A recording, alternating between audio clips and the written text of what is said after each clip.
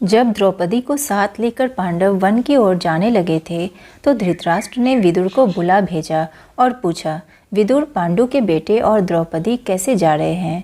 मैं कुछ देख नहीं सकता हूँ, तुम ही बताओ कैसे जा रहे हैं वे? विदुर ने कहा, कुंती पुत्र युधिष्ठिर कपड़े से चेहरा ढककर जा रहे हैं। भीमसेन अपनी दोनों भुजाओं को निहारता, अर्जुन हाथ में कुछ बालू लिए उसे बिखेरता, नकुल और सहदेव सारे शरीर पर धूल रमाए हुए क्रमशः युधिष्ठिर के पीछे पीछे जा रहे हैं।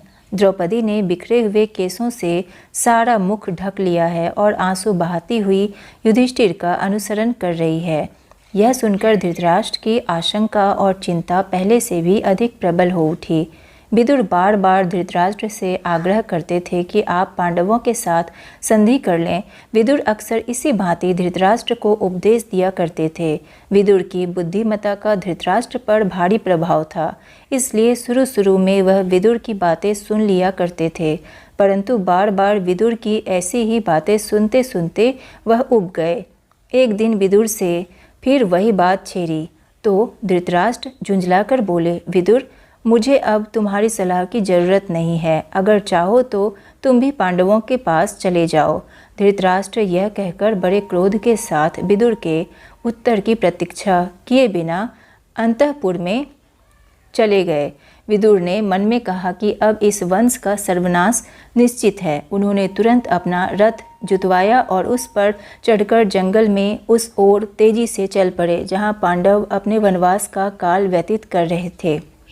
विदुर के चले जाने पर धृतराष्ट्र और भी चिंतित हो गए। वह सोचने लगे कि मैंने यह क्या कर दिया, विदुर को भगाकर मैंने भारी भूल कर दी। यह सोचकर धृतराष्ट्र ने संजय को बुलाया और कहा, संजय, मैंने अपने प्रिय विदुर को बहुत बुरा भला कह दिया था। इससे गुस्सा होकर वह वन में चला गया है। तुम जाकर उसे किसी तरह समझा बुझा कर मेरे पास वापस ले आओ। धृतराष्ट्र की बात मानकर संजय जंगल में पांडवों के आश्रम में जा पहुँचे।